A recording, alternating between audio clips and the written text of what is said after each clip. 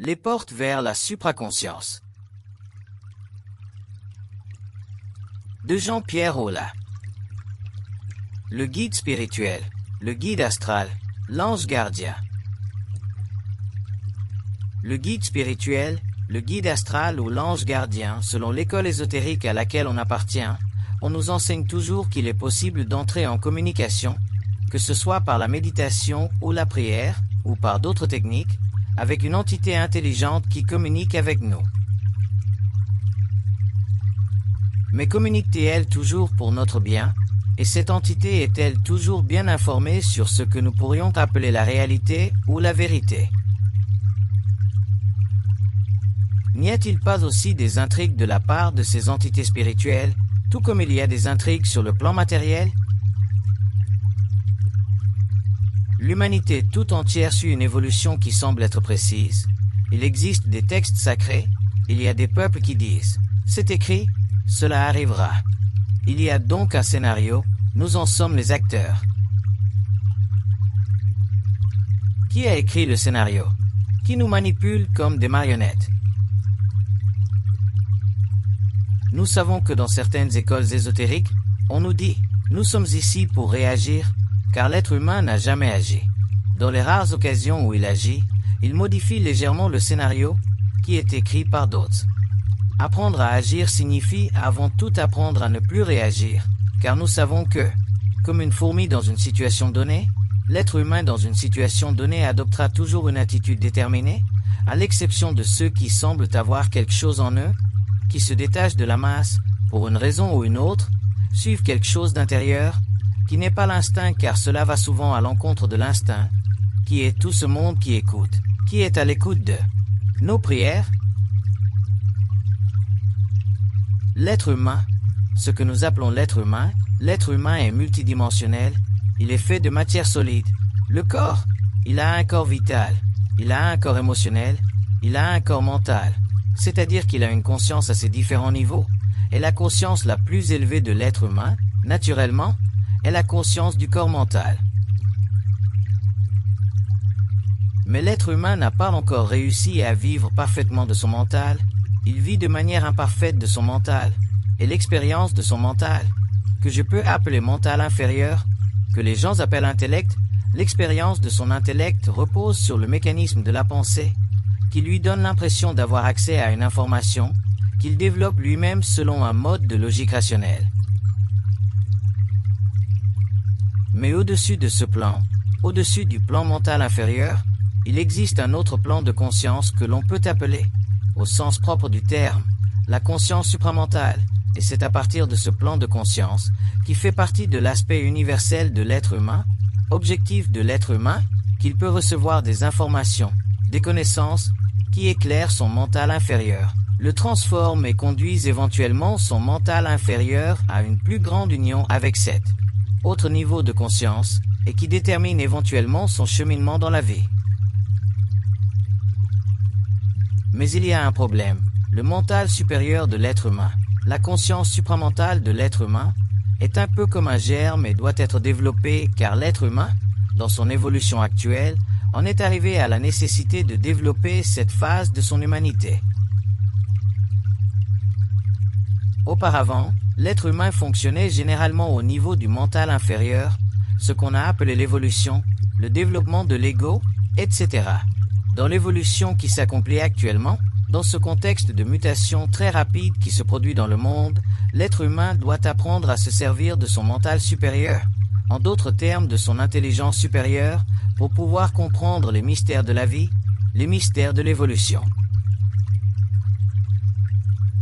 Mais il y a un problème, il y a même un danger. C'est que tous les êtres humains, qu'ils en soient conscients ou non selon leur sensibilité, reçoivent des informations des plans supérieurs. Mais leur émotion, leur conscience astrale, qui est en réalité une conscience animale, interfère avec leur pensée pure, de sorte qu'ils ne reçoivent jamais l'énergie et l'information de manière parfaite, et leur intellect, leur mental inférieur, interprète l'énergie de l'information de manière imparfaite, de sorte que l'être humain ne peut pas se fier parfaitement à cette information.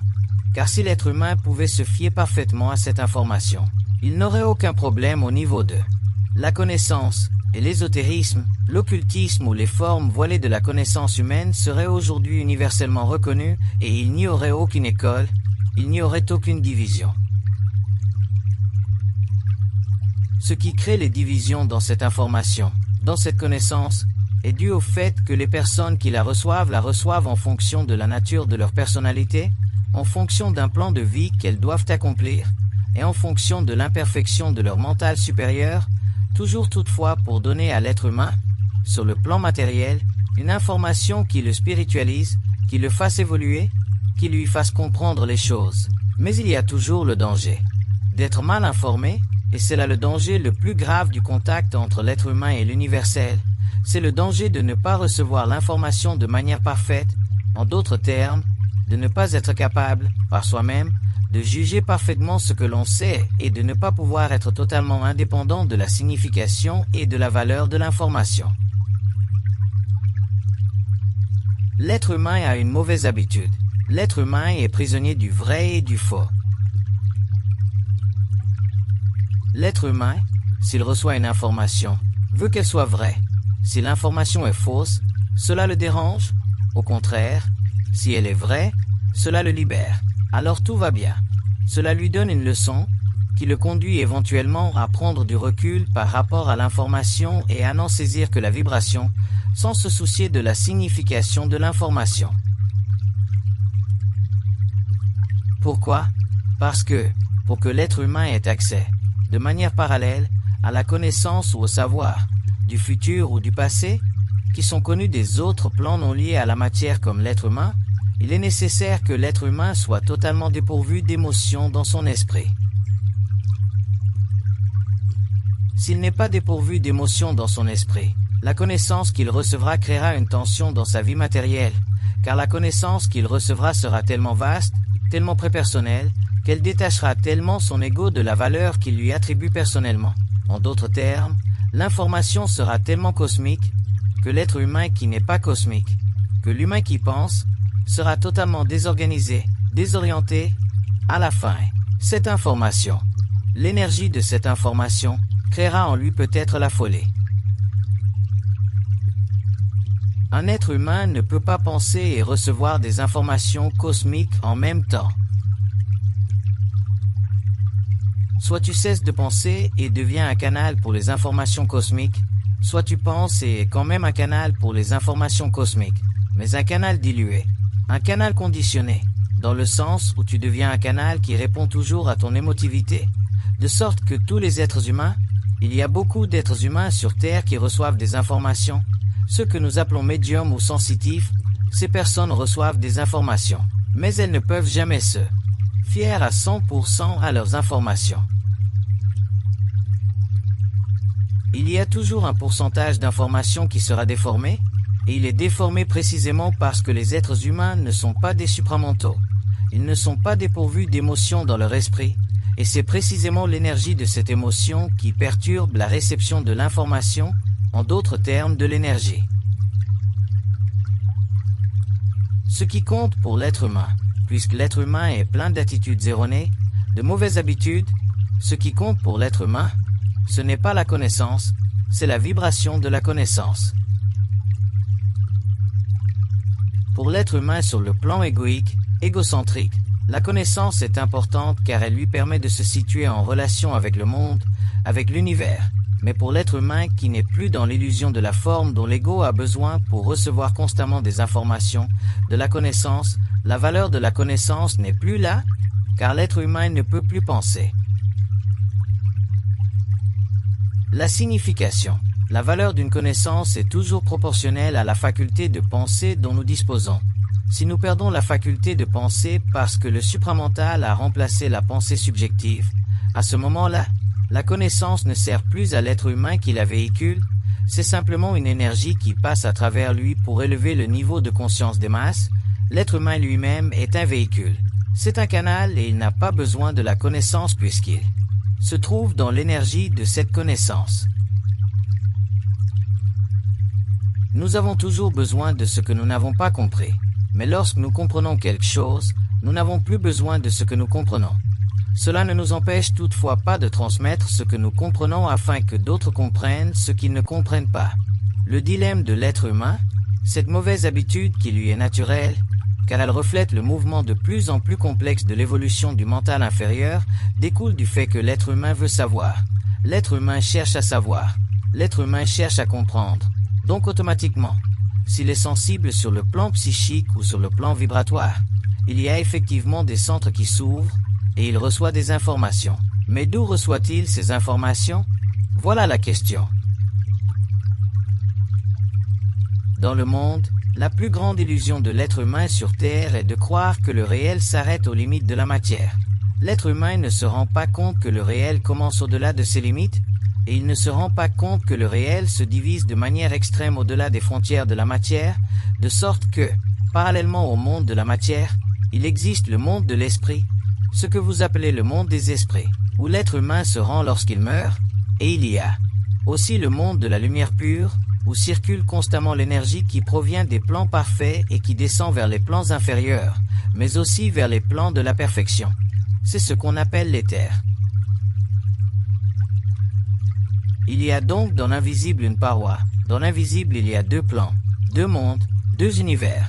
Dans l'invisible, il y a un univers prisonnier du temps que nous appelons le monde des esprits, d'où l'être humain reçoit de nombreuses informations. Et il y a aussi dans l'invisible le monde de l'éther, qui est un monde de lumière infinie faisant partie de la totalité des principes universels de l'intelligence et des sciences. Et à ce monde, l'être humain, encore aujourd'hui, n'a pas accès. Mais l'être humain a accès au monde des esprits, ou au monde de l'astral, car l'être humain lui-même est constitué d'une couche de cette énergie. L'être humain est déjà, de par sa constitution originelle, immergé dans cet éther astral et c'est de cet éther astral qu'il reçoit des informations. Mais il y a un danger car dès que l'être humain ouvre son esprit à l'éther astral, il est déjà dominé par la mémoire de l'humanité, c'est-à-dire qu'il est dominé par l'expérience de ceux qui ont vécu sur le plan matériel, qui sont morts et qui poursuivent leur évolution dans cette dimension, qui n'est pas plus libre que ne l'est l'être humain sur le plan matériel, de sorte que le monde spirituel est un monde dont le spectre de lumière varie d'un plan où il y a très peu de lumière, ce qu'on appelle les plans inférieurs de l'astral, jusqu'au plan très élevé de l'astral où il y a plus de lumière, où les mondes sont plus beaux et où les êtres sont plus en harmonie dans leur évolution. Mais au sein de cette totalité, de ce monde astral, de ce monde spirituel, il y a toujours la forme. Et la forme est une condition de la réalité qui permet à l'objet centre de l'univers, qui est l'esprit de l'être humain parfait, de se manifester sur un plan imparfait jusqu'au moment de son évolution où il pourra se manifester de manière parfaite, et c'est cela l'éther. En d'autres termes, dans l'invisible, il y a deux mondes. Il y a le monde de l'esprit, des esprits, et il y a le monde de la lumière. Et les gens croient que le monde des esprits est le monde de la lumière. Mais le monde des esprits n'est pas le monde de la lumière. Dans le monde des esprits, il y a de la lumière comme il y en a sur le plan matériel. Mais le monde des esprits n'est pas le monde de la lumière, c'est le monde des esprits. Et la plupart des communications que l'humanité reçoit proviennent du monde des esprits, et comme chaque entité du monde des esprits s'adapte à la nature de sa propre intelligence en fonction de son niveau d'évolution, il est évident que si une personne ou un personnage entre en contact avec un être humain dans un pays qui, à son tour, entre en contact avec un autre être humain dans un autre pays, la nature de l'information sera toujours proportionnelle à la nature du besoin d'information que cet individu devra recevoir dans ce pays pour informer le pays où il se trouve. En d'autres termes, pour créer un mouvement à travers les masses, pour créer une évolution de quelque nature que ce soit. Mais l'individu, qui est le canal de cette information, devient le pion de cette intelligence, de ce type d'intelligence, et automatiquement, puisqu'il devient le pion de cette intelligence, celle-ci suscite en lui des émotions spirituelles qui lui permettent de poursuivre son travail pour une évolution quelconque de l'humanité, et il s'agit souvent d'un travail très valable, tout comme il peut s'agir d'un travail sans valeur dans le cas, par exemple, de personnes qui reçoivent des informations provenant des plans très bas de l'astral et qui commettent des actes de folie. Ainsi, tout comme un être humain peut être poussé à la folie par l'intelligence provenant des niveaux inférieurs du monde des esprits, De même, un être humain peut créer de très grandes œuvres s'il reçoit des informations provenant du monde des esprits élevés. Mais ce n'est pas la fin, ce n'est que le début de la connaissance. Puisque l'être humain croit que la connaissance est une vertu de l'esprit de l'être humain, et que la connaissance n'est pas une vertu de l'esprit de l'être humain, la connaissance est une faculté qui appartient à l'intellect de l'être humain pour lui permettre d'avancer progressivement dans l'évolution, pour lui permettre de définir de plus en plus, en suivant son émotionnel et son mental, la nature de la réalité physique à laquelle il appartient. Tel est le seul but de la connaissance. La connaissance est un voile essentiel qui permet à l'être humain de mentaliser ou démotiser sa propre énergie en harmonie avec son environnement afin de pouvoir se sentir à l'aise et vivre une belle vie. Mais la connaissance va bien au-delà de cela. Lorsque l'être humain entre dans la connaissance, il n'est plus dans la connaissance. Lorsque l'être humain entre dans le savoir, il n'est plus dans la connaissance, car dans le savoir il n'y a pas de connaissance. Dans le savoir il y a simplement l'énergie, et la connaissance est la forme que l'énergie crée afin qu'elle soit véhiculée dans le cerveau de l'être humain, afin qu'elle serve au développement progressif de son intelligence. Dans le savoir, il n'y a pas de connaissance. Le savoir est la réalité de la lumière en mouvement dans le cosmos. Ainsi, si vous avez un être humain qui est en contact avec cette énergie, il est dans le savoir. Et s'il parle, cette énergie devient connaissance pour l'être humain. Mais pour lui ce n'est pas de la connaissance, car l'être humain qui est dans le savoir ne connaît rien, il ne comprend rien. Et la raison pour laquelle il ne comprend rien et ne sait rien, c'est parce qu'il comprend tout. Et la raison pour laquelle il comprend tout, c'est parce qu'il n'utilise pas son intellect pour diviser la connaissance, en d'autres termes pour soustraire au savoir une partie de lui-même et l'attribuer à lui-même au niveau de l'ego. Il est un canal parfait.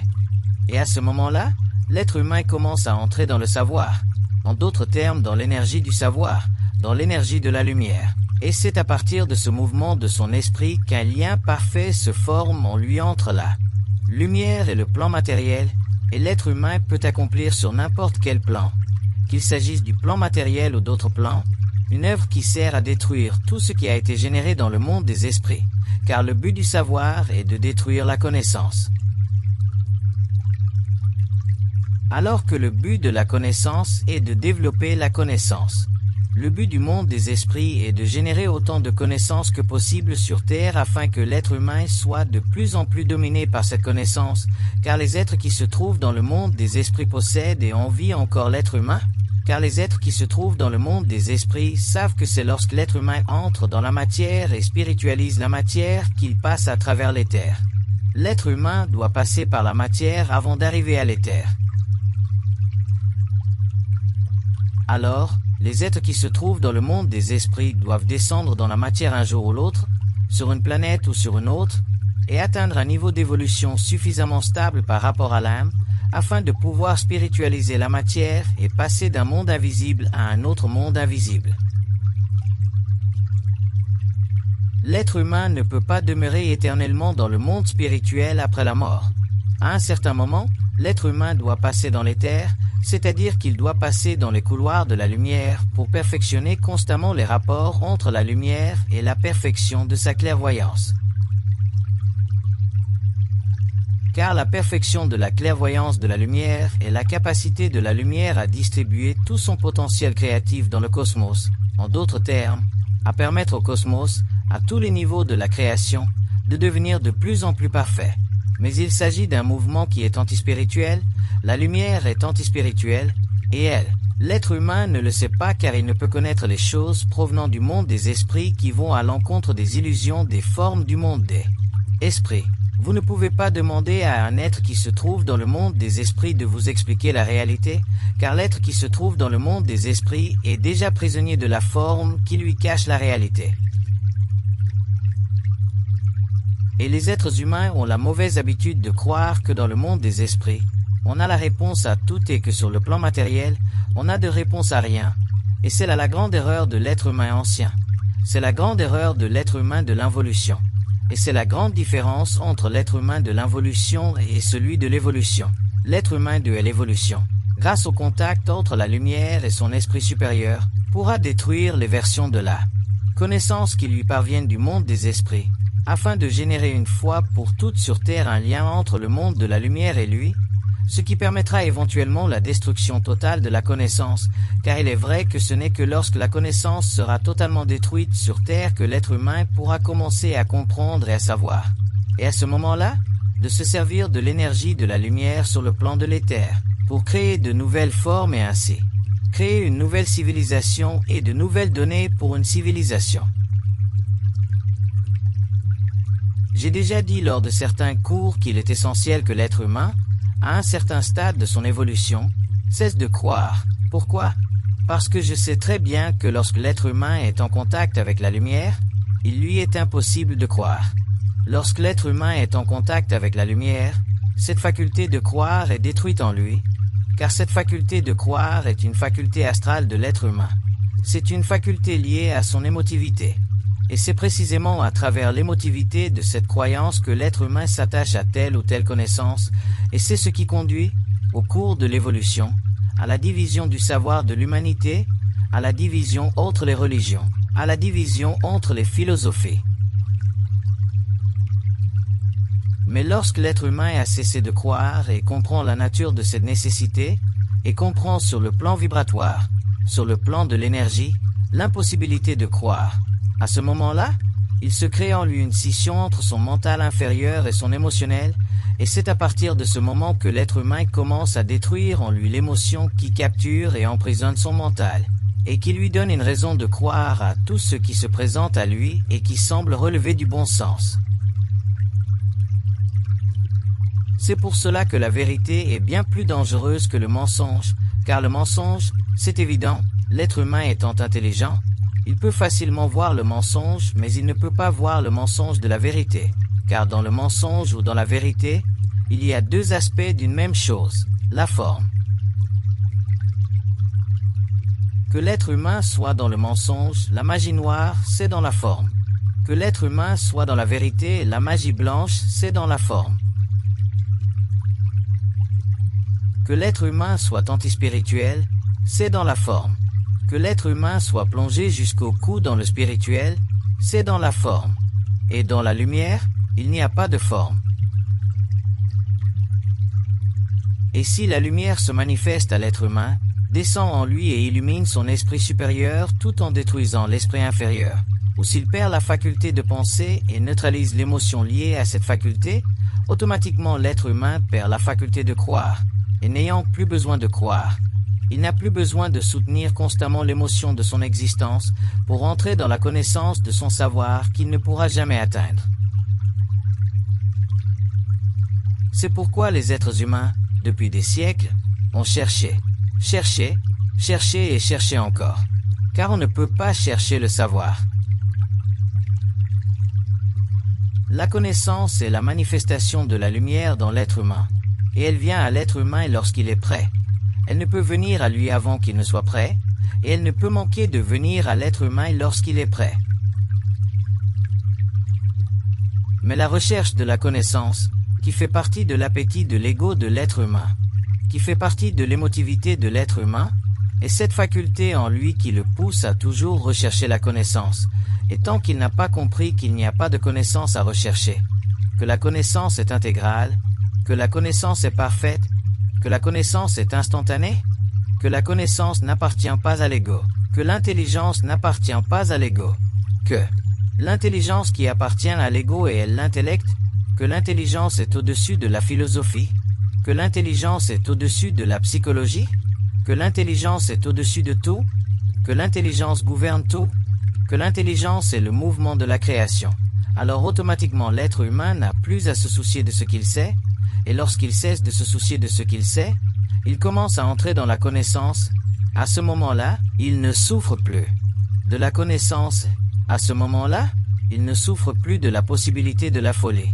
Et à ce moment-là, il peut facilement détruire toutes les formes qui, dans le passé, ont constitué l'involution, la connaissance, et il se libère de la croyance. À ce moment-là, il peut, et c'est là le point que je veux souligner dans cette brève conversation, à ce moment-là, il peut commencer à voir, avec précision, parfaitement, sans erreur, les illusions des formes de connaissance qui lui parviennent tant des êtres humains que du monde des esprits. Et lorsque l'être humain est capable de voir l'illusion du monde des esprits, il commence à être intelligent. Tant que l'être humain n'est pas capable de voir l'illusion du monde des esprits, il est en danger, surtout s'il est sensible et surtout s'il s'approche par ses vibrations de ce monde des esprits, car il n'y a pas de différence entre le monde des esprits et le monde de l'être humain, la seule différence, c'est le mur de la matière.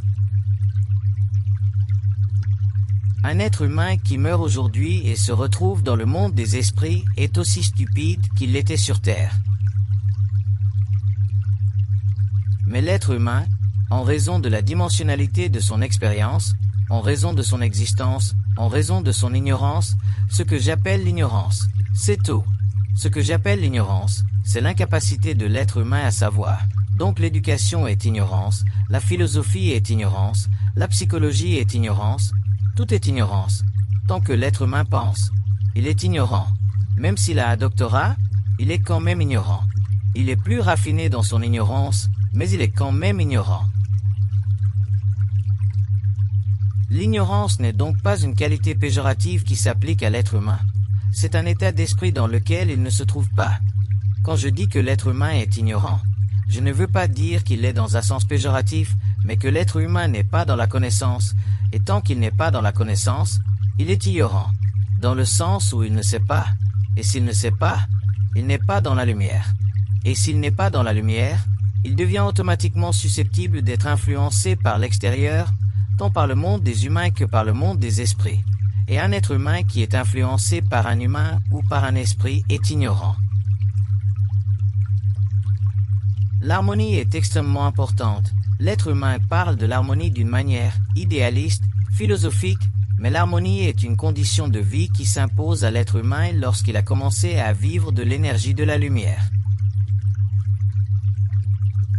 Car un être humain qui a commencé à vivre de l'énergie de la lumière ne peut plus vivre dans la désharmonie.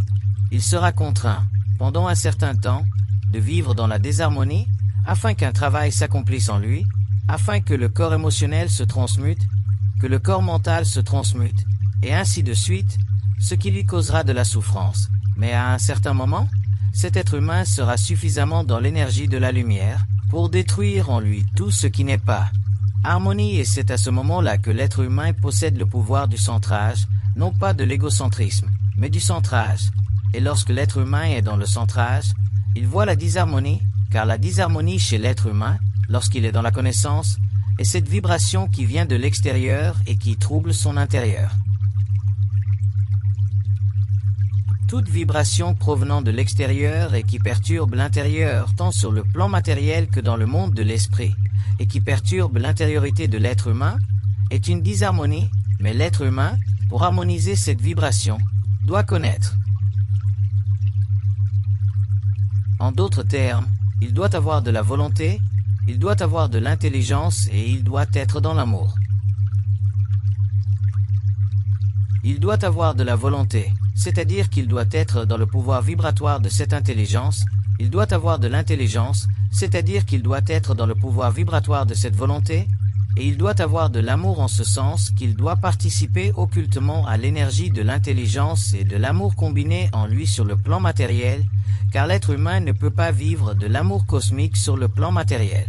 L'amour cosmique est un principe qui servira à l'être humain dans l'éther. Sur le plan de la vie matérielle, quand l'être humain parle d'amour, il parle de l'amour à travers le sentiment d'amour, mais le sentiment d'amour n'est pas l'amour cosmique. C'est un amour astral humain qui sert à créer des liens chez l'être humain. L'amour cosmique est un principe de créativité, de création, que l'être humain connaîtra dans l'éther. Mais sur le plan matériel, l'être humain peut faire appel à la volonté de l'intelligence, et il ne peut faire appel à la volonté de l'intelligence que lorsque son ego, son petit moi, est hors de l'illusion de la forme, de sorte que l'énergie de la lumière descende et se divise et devienne pour lui, dans un corps, volonté, devienne pour lui, dans un corps, intelligence, et reste toujours dans un corps pour lui, amour. Mais si l'être humain n'a ni volonté ni intelligence, Il ne peut pas créer d'harmonie dans sa vie car il y aura des formes liées à ses émotions, puisque les formes sont toujours liées à l'émotion. Observez n'importe quel aspect de la connaissance de l'être humain et vous verrez toujours qu'il y a une émotion cachée derrière. Et c'est précisément cela qui transforme l'être humain. Lorsque cette émotion qui se cache derrière la forme de la connaissance est détruite, l'être humain traverse des changements vibratoires qui le mènent finalement à la connexion avec le supramental. Et c'est pour cela que l'être humain souffre souvent, car son ego, sur le plan émotionnel, ne veut pas accepter cette réalité. Mais lorsque l'être humain sort de son émotion et de l'impression intellectuelle de son esprit, il entre dans la volonté et dans l'intelligence, et c'est à ce moment-là qu'il crée l'harmonie dans sa vie. À ce moment-là, il n'y a aucun être, aucune forme, rien dans le cosmos qui puisse empêcher cela, car cela provient de la lumière en lui, et lorsque l'être humain travaille avec la lumière, aucune force ne peut empêcher cette lumière d'être. Que cette lumière se manifeste, que l'harmonie dans la vie de l'individu se réalise et que l'individu bénéficie de cette harmonie, l'être humain est alors centré. Lorsque vient le moment où la lumière se manifeste sur des plans encore plus proches de la conscience matérielle de l'être humain passe dans l'éthérique et devient à ce moment-là immortel. Puisque l'être humain doit à un certain moment s'immortaliser, l'être humain ne peut pas constamment retourner dans le monde des esprits. La loi du retour sur Terre doit un jour être détruite. La loi du karma doit un jour être détruite. Et seul l'être humain peut détruire la loi du karma. Mais on parle de la loi du karma et on la subit passivement. Les hindous nous parlent de la loi karmique et ici, on se dit, eh bien, c'est la loi karmique, c'est comme ça. Je suis né avec un sandwich, je resterai avec mon sandwich. Je suis né dans la merde, je resterai dans la merde, parce que c'est la loi karmique. Ça ne marche pas comme ça. L'être humain doit, à un moment donné, détruire la loi karmique. Il n'y a qu'un seul moyen pour l'être humain de détruire la loi du retour, qui est la loi de la mémoire. Entrer dans la volonté et dans l'intelligence cosmique. En d'autres termes, vivre simplement de la lumière, vivre simplement de cette intelligence et de cette volonté, et appliquer sur le plan matériel les lois de cette intelligence et de cette volonté, et à ce moment-là, l'être humain, à un certain moment, rompt les liens karmiques entre lui-même et le passé, et éventuellement, si cela fait partie de son plan de vie, entre dans l'éther et n'appartient automatiquement plus au monde des esprits. En d'autres termes, il y a un être de moins dans le monde des esprits, et l'évolution de l'être humain à venir sera celle-ci, car le monde des esprits devra un jour être vide.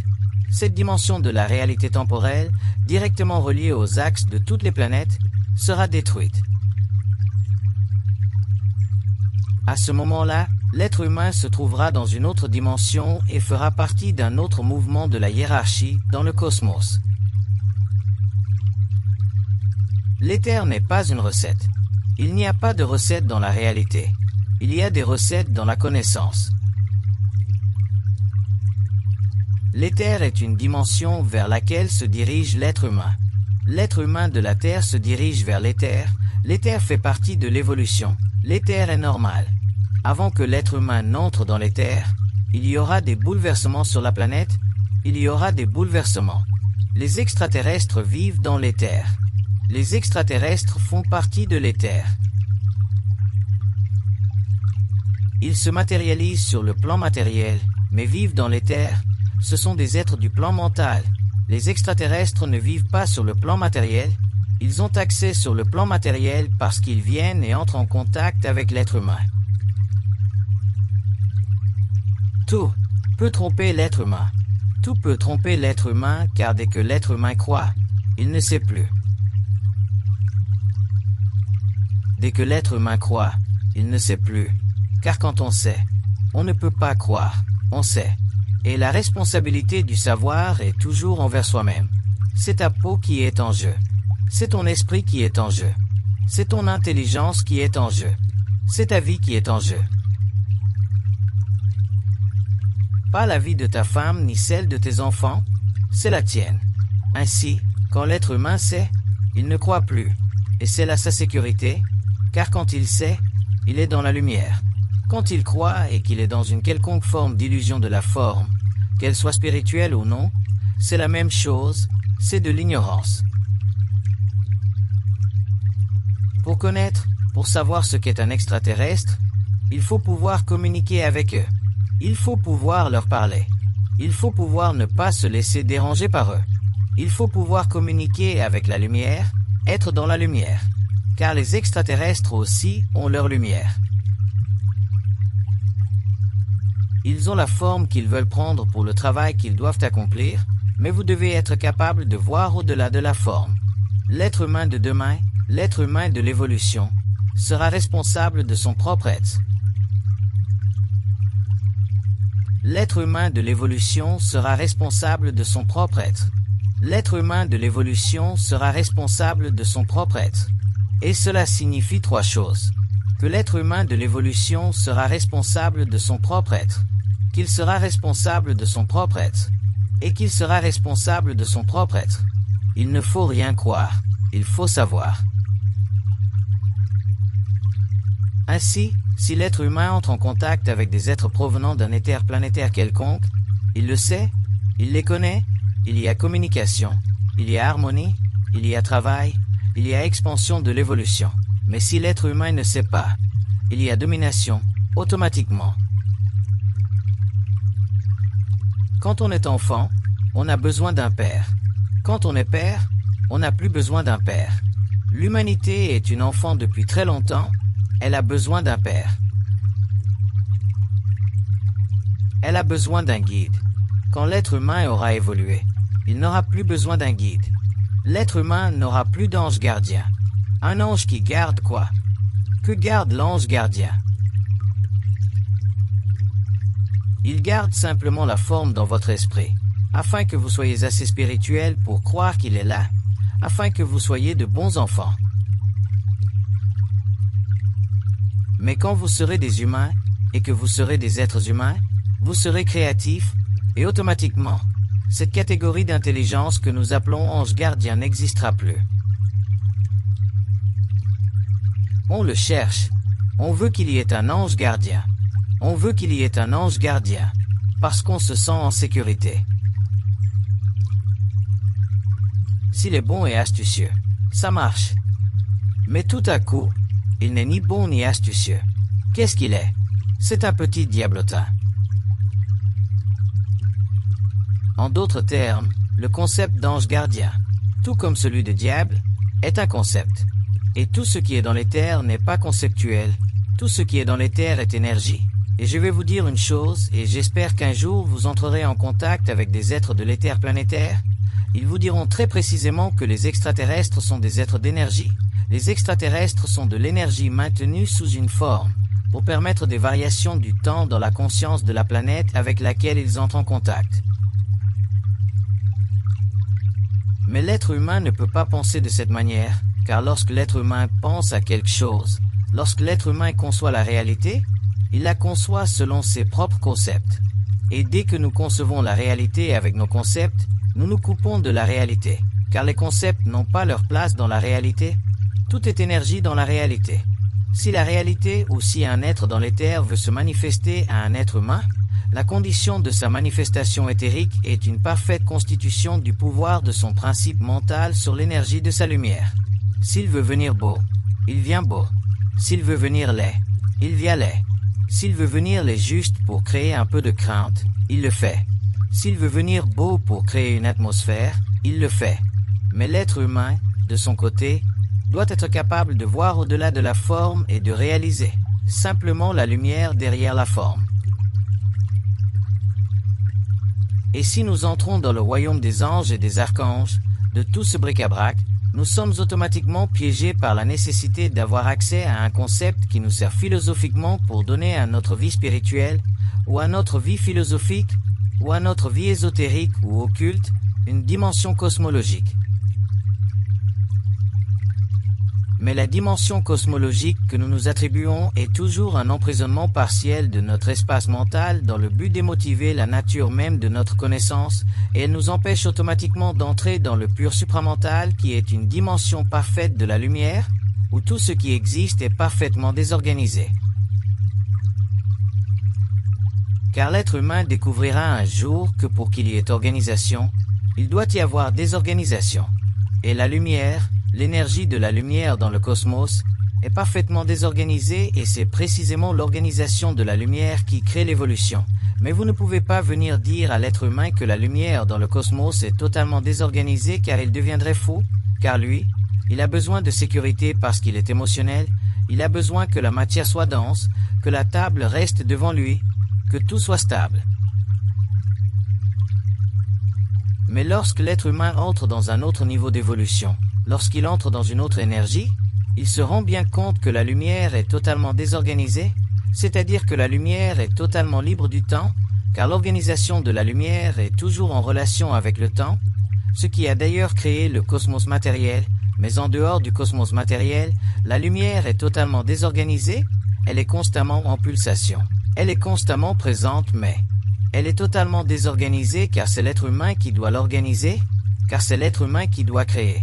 Et la lumière s'organise lorsque l'être humain crée. Mais quand l'être humain crée, il ne pense plus.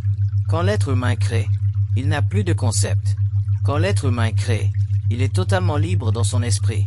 Il ne peut plus penser et son émotivité ne sert plus à équilibrer, dans son expérience de vie existentielle, les besoins émotionnels qui font de lui un être subalterne, un être soumis et un être qui a besoin d'un ange gardien. Je dois m'expliquer à l'être humain afin d'être compris par lui. C'est pourquoi je m'adresse à vous pour que vous me compreniez. La seule fonction du langage entre vous et moi sur le plan verbal est que vous me compreniez. Sans cela, il y aurait un autre type de langage. Ainsi, si je veux être compris dans une dimension énergétique quelconque, je vous l'explique de telle ou telle manière. Mais qui me parle? Personne ne me parle. Mais tout le monde me parle. C'est le fait de parler. La lumière en mouvement est connaissance. C'est le savoir. La lumière en mouvement est créatrice. La lumière en mouvement est tout. La lumière est tout. Mais nous voulons que vous parliez. Puis nous voulons que vous vous habilliez. Puis que vous ayez une forme. Que vous ayez des ailes. Puis un énorme ventre. Je ne dis pas que je ne reçois pas de communication. Je dis que je ne conceptualise pas la communication, que je ne conceptualise pas la réception, que je n'anthropomorphise pas la connaissance, que je n'anthropomorphise pas la source, que je ne donne pas de forme à la source, car la source est énergie. Mais dès qu'on entend un mot dans notre tête, on pense que c'est un type en cravate qui nous parle. D'ailleurs, dans l'expérience actuelle, avec le développement des cerveaux électroniques, on sait très bien aujourd'hui qu'il existe des cerveaux électroniques capables de tenir de très belles conversations. On n'aime pas trop ça, mais c'est la même chose. Vous vous trompez en croyant que nous sommes des acteurs, et dès qu'on dit que nous sommes des acteurs, nous avons automatiquement besoin d'un manager. Nous avons besoin d'une production, et l'être humain doit cesser d'être un acteur et commencer à agir.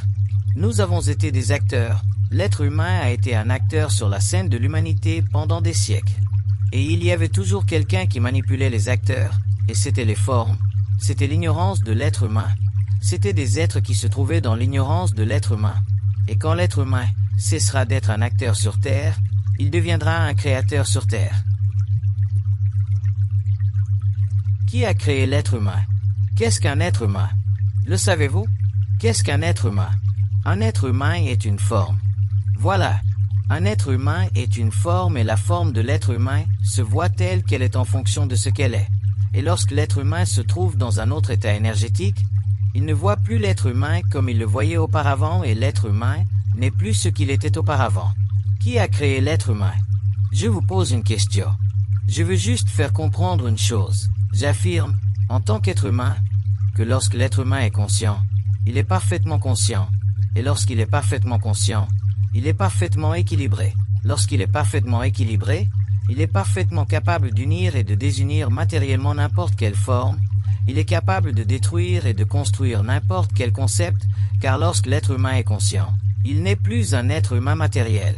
C'est un être humain cosmique dans une enveloppe matérielle. Et lorsque l'être humain est cosmique, il n'appartient plus à la connaissance de la planète, Il évolue dans une lumière qui gouverne la connaissance de la planète et il ne doit plus se soumettre aux conditions psychologiques, philosophiques ou normatives de la connaissance de l'être humain, et à ce moment-là, il est capable de générer sur la planète une énergie qui détruit la connaissance de l'être humain et qui permet à l'être humain d'entrer dans son savoir. L'être humain ne peut pas être cosmique et être en même temps prisonnier de ses propres concepts.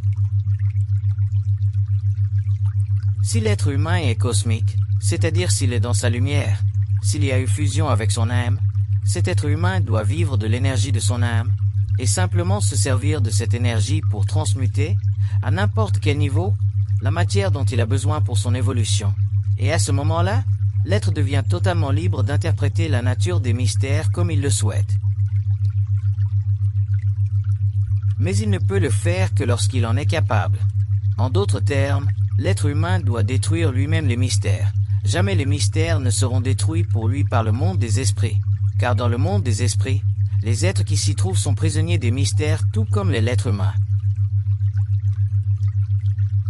Et seule la lumière peut détruire les mystères, car seule la lumière est au-delà du temps.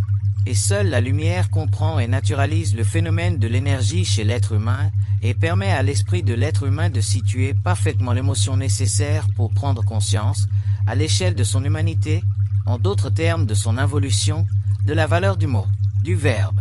Et tant que l'être humain n'est pas libéré du verbe sur le plan de la forme, il ne peut entrer dans le verbe ou sur le plan de l'énergie. En d'autres termes, il ne peut créer. Et s'il ne peut créer, il est dominé par la forme, il est dominé dans la connaissance. Il ne peut à ce moment-là que se contenter des miettes qui lui ont été mises sur la table pour la progression sociale, spirituelle, émotionnelle et mentale inférieure de son évolution.